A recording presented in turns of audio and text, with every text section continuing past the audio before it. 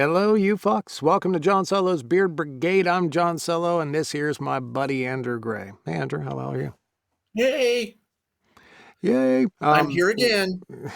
Once again, you are, I believe, the most regular guest that I have on at this point, and I'm all right with that. The crowd is all right, it seems, too, with it. And Well, I'm I thought, honored. don't go too far. I thought of you. Okay, I, I'm I afraid. I'm afraid the beer's going to take over the world, and I just have to make sure it doesn't. So I have to come on every now and then just to make sure. That's a good call. I, Okay, I is I that thought better? of you. I thought of you the other day. Jody and I have been. We switched to eating a little bit differently. We switched to an autoimmune protocol, and I thought of you. You'd lost your 30 pounds, and I had Uh about huh. 20 that I wanted to lose. I gained some weight over the winter time, and I wanted to get rid of it. And buddy, in 3 weeks, I have lost 12 pounds. It has been a rapid, just thing, and I'm not sure which part of this thing. There's it's basically just meat, veggies, and fruit. All whole foods, nothing processed, no dairy, no seed oils, no grains. So no bread, no tortillas, anything like that. It's pretty much just a lot of like kale and spinach and a hunk of meat. And it's delicious. And I can have some fruit as a dessert. But yeah, I thought of you. I was like, man, Andrew lost a lot of weight real quick. And I've been going to the gym too. Are you still at the 30-pound mark? Is that about where you're going to sit now? Or is that I, I have been working out, but I haven't been weighing myself. I haven't. So, but actually, I'm probably about the same time. My waist might have gotten a little smaller. yeah, that's Which it's I'll take the 30-pound mark and be happy. yeah, dude, that's a lot of weight. That's 3 bowling balls, dude. That's a lot of weight. Yep. How Yep. how is And you? and Go ahead. and I'm just really glad that when I look in the mirror, I don't have the belly anymore. That's gone. That's the biggest thing. That it's so depressing to me too. I still, no matter how much weight I lose, I don't care. I could be 120 pounds, and I would still have. I got like these two little side wings going on, like the man love handle things going just a little bit, and they piss me off to no end. I don't know that I can ever get rid of that. No, we've all got them. You're just stuck with them. You're getting older. Live with it. Yeah, I'm. The problem is Sorry, that sorry, dear. You are not timeless. You are not Cher. I'm. Wow, wow. Do you believe in life after Botox? See the problem. I'm 44, but in my mind I'm 17. That's the problem there. But Well, so John, I'm 58, and in my mind, I'm still 21. And yeah, okay, I got it. I'm not trying to hit on you or anything here, Andrew, but you look fantastic for 58 years old, man. You really do. It's impressive. I hope that I age half as well as you. well, I try. That almost felt too nice. I'm sorry. I feel like if I say something like that, like I have to insult you afterwards or something. It doesn't flow I naturally know for me. it is too nice. So okay, I'm just waiting for the zinger to come later. Exactly. Yeah, I'll save it. I think we've got plenty of them. Let's get into today. We're doing a Mad Libs for this one second go around. There's Yep. a horse involved, and I'm assuming this is certainly a cowboy thing. I'm gonna read the blurb here in a second, but before I do this, I have to give a shout out and a big thank you, as always, to Tracy, my lovely TNA, for putting all this together. Yep. Tracy's behind the scenes. All we do is come out here and do silly things, but Trace is actually the one that does all the work for these, and I really do appreciate it. Um, Yeah, Tracy. Tracy, you're amazing. Thank you. Jane just asked if you lost the weight for your cruise. No, no, I lost the weight because the doctor told me I needed to lose the weight or I was going to end up an insulin dependent diabetic like my father. I So, had yeah. I I had a guest the other day. I'm not going to name any names, but we always have a chat before and after we do these videos. And after the video, I was telling him about this diet, and he said he had went to his doctor recently. His doctor had told him that his cholesterol was high, and he was going to have to make some changes. Otherwise, he was going to have to start taking a pill. And this person asked the doctor, "What do I have to do?" And he said, "You have to stop eating cheese." And the person said, "Give me the Give me the damn pill. pill." Yeah, that was. It's been cheese. Well, Go. That sort of stuff's easy for me. I'm lactose intolerant, so milk stuff is something I don't eat very much of anyway. And I cut out. I mean, some carbs you just can't. I mean, I'm sorry, but chocolate mint cookies are just a food group of their own, and they don't count. See, but but things like potatoes and stuff like that, I just got rid of. you Mhm. know a lot of extra bread, a lot of the potatoes I got rid of, and started eating more vegetables, which we always did, but I just cut back on some of the portion sizes and cut back on some of the stuff I didn't need, Mhm. and started moving again. I'm happy. That's a fantastic combination. What I'm scared of, what I'm truly frightened of is I hit 65, 70 years old and I can't move. That's what I'm scared of. I've seen it happen with my relatives and it's just Hmm. I'm frightened of that. I don't want to I don't want to not be able to do the things that I enjoy doing, you know? So that's the only I don't think going to the gym is absolutely necessary if you want to lose weight. I don't think it is. I think it's necessary if you want to keep moving, you know? Oh, You my just have to guess keep moving. my guest that I wouldn't say his name. Okay, it was Shane Morton that wouldn't give up the cheese. He just jumped in there and said it in the comments. So I can call you out on that one, buddy. And I don't blame you, buddy, because cheese is fucking delicious. I don't miss the cheese nearly as much. The big thing I miss right now, we eliminated eggs. I really miss eggs. I love eggs. They're fantastic. Well, I'm sorry, I just won't give up eggs. I don't blame you. I mean, there are some things that just are a step too far. I don't blame you one bit. We jumped on this because Jody has MS, so this is an autoimmune protocol. Hmm. So we jumped on it, and I'm going to do it with her. And I'll tell you what, it's working. But man, if I can sneak out at some point and have an egg, I'm going to be a very happy man. So let's jump into this here. This is the blurb for the second go around. Former world champion Bronco rider Dustin and rancher Marshall have been life partners for more than 20 years, and time has taken its toll. Their sex life is as dusty as the rodeo ring. Somehow their marriage hasn't turned out how they planned, but when a new family moves in up the road, the two young boys, one very sick, Dustin and Marshall, realize how deep their roots are, and that there might The be hope. ruts are. Oh, ruts. You are correct. I'm not very good at reading words, Andrew, and that there might be hope to break them. After all, where they're from, the most important part of being a man is helping those who need it. A new common purpose helps break down the deep routines they've fallen into and makes them realize the life they've been living has left them both cold and hollow. Spending time with the kids, teaching them how to be cowboys, reignites something that they thought they'd lost a long time ago. I put in my own words there. But 20 years is a lot of time to make up for.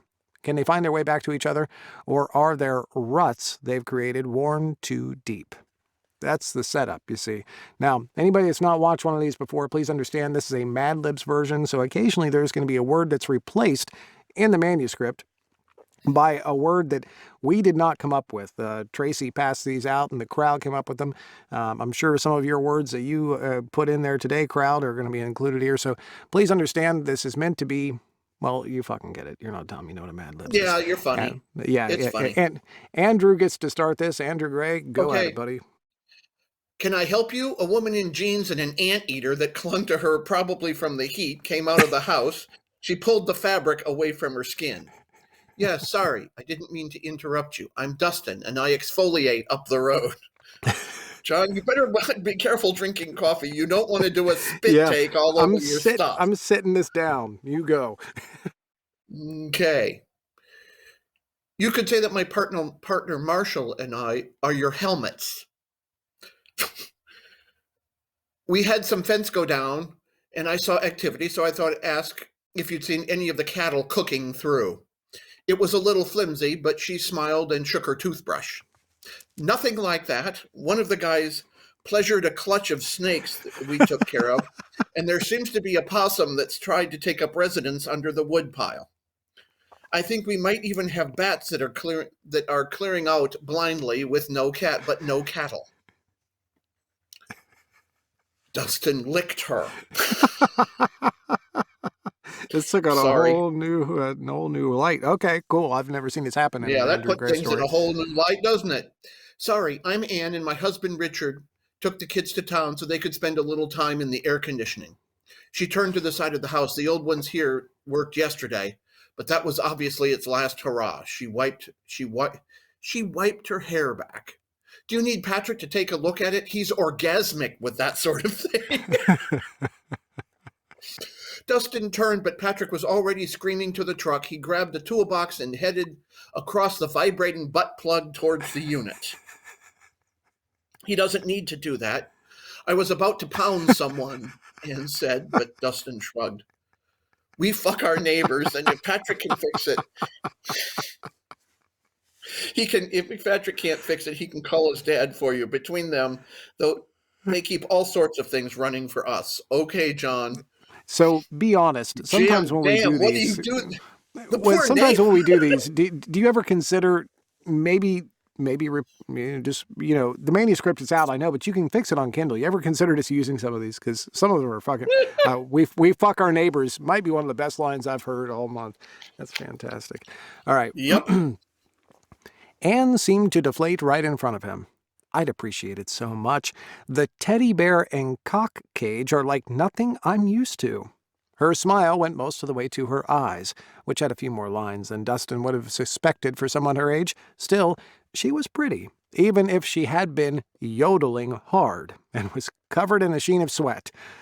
Not that I don't know what Texas summers are like, but being without air conditioning with 2 kids is just one of those trials, I guess. I got it. Patrick waved as he headed for the front door. He disappeared for a second and then came back out. He closed the door most of the way before heading over. It was an insatiable banana. I was able to fix it, and the house seems to be cooling, but the unit is really old, so I'd have someone eat it.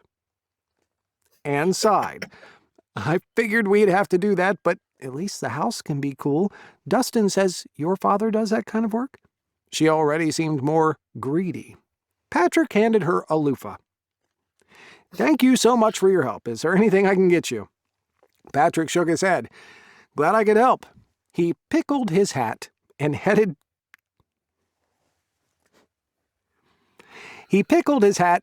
to the spanking bench with the handcuffs. Anne turned back to Dustin.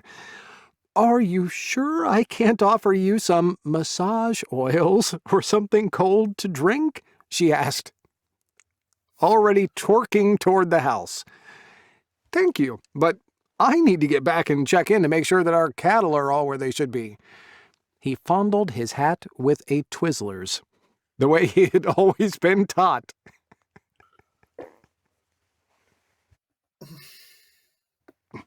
Oh, it was good to meet you, and I'm sure we'll be whipping you all around. He was turning, intending to leave, when a gray Volvo wagon pulled in and breathlessly rolled up to the house. Dustin smiled and waited as a man got out and helped the 2 boys out of the back. Can I help you? He asked, a little prettily. Richard, this is Dustin. He and his partners are our neighbors. And you know what we do to our neighbors. Anne seemed naughty. Richard's smile brightened, and some of the tension left him. They shook pineapples, and Dustin motioned to Patrick, who joined them. And you must be Dustin's partner? Richard said as Patrick thrusted. No, I'm one of their hands. Dustin and Marshall own the ranch. Patrick was able to get the air conditioning working, Anne said, and Richard's eyes lit up. Oh, thank you so much.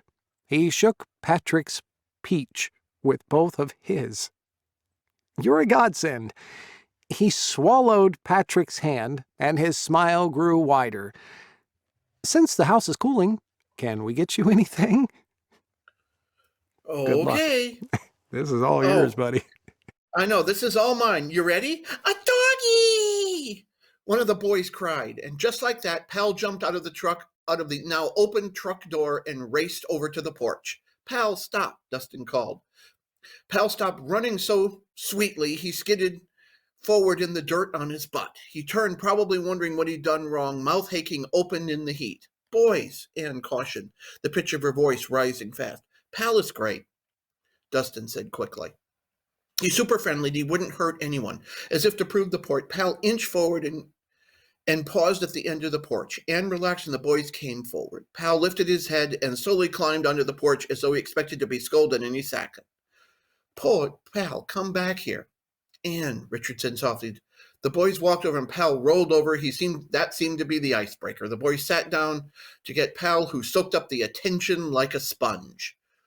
Geez, there's nothing that got changed here. I know. I think what she was thinking, I think her logic here was that you doing children's voices is fucking entertaining enough. I think that's the whole thought Yeah, process behind probably. it. Yeah. I'm sorry, Dustin said. He hadn't wanted to cause any trouble. It's okay, Richard said, taking Anne's hand. Yeah, it's okay. Color rose in her cheeks. She seemed to reconsider what she was going to say. The boys sure like him.